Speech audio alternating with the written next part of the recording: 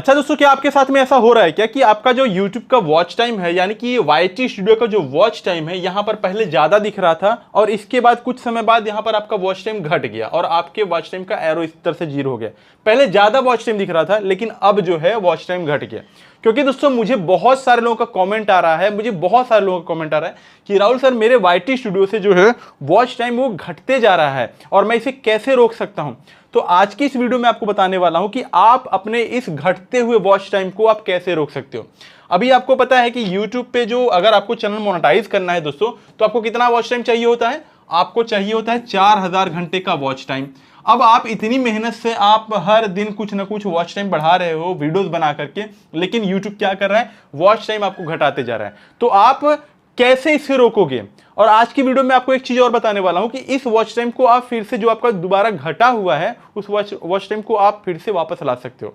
ठीक है, ध्यान से इस चीज को देखिएगा, ध्यान से इस वीडियो को देखिएगा। ये वीडियो काफी ज्यादा इंपॉर्टेंट है कि आपका अगर जो वॉच टाइम घट रहा है उसे आप कैसे रोक सकते हो और वॉच टाइम जो घटा हुआ है उसे फिर से वापस ला सकते हो। चलिए मैं आपको अच्छे तरीके से समझा दे रहा हूं। होता क्या है कि यहां पर जब आप वीडियोस बनाते हो, यहां पर आपको सबसे पहले आपके YT स्टूडियो में आपका चैनल का एनालिटिक्स इस तरह से दिखता है। यहां पर आपको व्यूज दिखेगा, यहां पर आपका वॉच टाइम दिखेगा।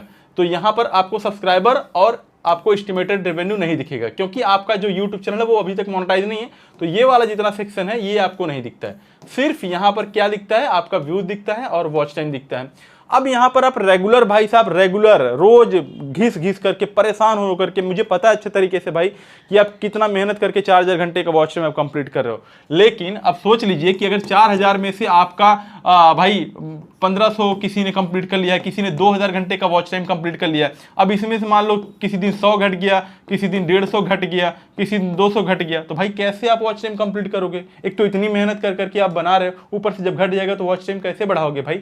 तो बड़ा दिक्कत होता है। तो आपको यही हमेशा टेंशन सता रहता है कि मेरा वॉच टाइम घट रहा है। देखो मैं आपको अच्छे तरीके से समझा रहा हूं। यहां पर ध्यान से देखिए, YT स्टूडियो है आपका, मान लीजिए यहां पर आपको क्या दिख रहा है? Last 28 days. ध्यान देख लीजिए, यहां पर आपको कितना दिख रहा है? Last 28 days. अब लास्ट 28 डेज का मतलब क्या होता है कि आप 28 दिन में जितना वीडियो बनाओगे, यहां पर 28 दिन का वीडियो का वॉच टाइम यहां पर काउंट होगा। अब जैसे मान लीजिए 1 जनवरी आपने 2025 से वीडियो बनाना स्टार्ट किया। जैसे मान लीजिए, मेरी बात समझिए, 1 जनवरी 2025 से आपने वीडियो बनाना स्टार्ट किया। अब 1 जनवरी से लेकर के आप 30 जनवरी तक, ठीक है, आपने वीडियो बनाया। 30 जनवरी 2025 तक आपने वीडियो बनाया। अब इस 1 जनवरी से लेकर के 30 जनवरी 2025 तक आपके YouTube चैनल पर, आपके YT स्टूडियो पे आपको मिले कितने? 1500 घंटे का वॉच टाइम, या मान लीजिए 100 घंटे का वॉच टाइम आपको मिला। समझ रहे हैं मेरी बात को? ध्यान समझिए। अब मान लीजिए कुछ भी आपको वॉच टाइम मिला, XYZ आप कुछ भी ले लीजिए, जैसे मान लीजिए 500 घंटे का वॉच टाइम मिला। अब क्या होगा? मान लीजिए ये इसको हम 28 कर दे रहे हैं। ध्यान समझिएगा, 1 जनवरी 2025 से लेकर के 28 जनवरी 2025 तक आपने जितना भी वीडियो बनाया, जितने भी व्यूज आए, आपको उसमें से मिले 500 घंटे का वॉच टाइम।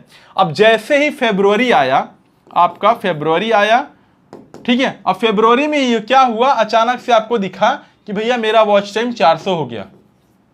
ठीक है, कितने फरवरी को? 1 फरवरी को। अब जैसे मान लो 1 फरवरी को आपको ये 400 हो गया। अब आपको टेंशन होने लगा कि यार मेरा तो वॉच टाइम घट गया, अब क्या करूंगा? मेरा तो पहले 500 दिख रहा था, अब मेरा घट गया।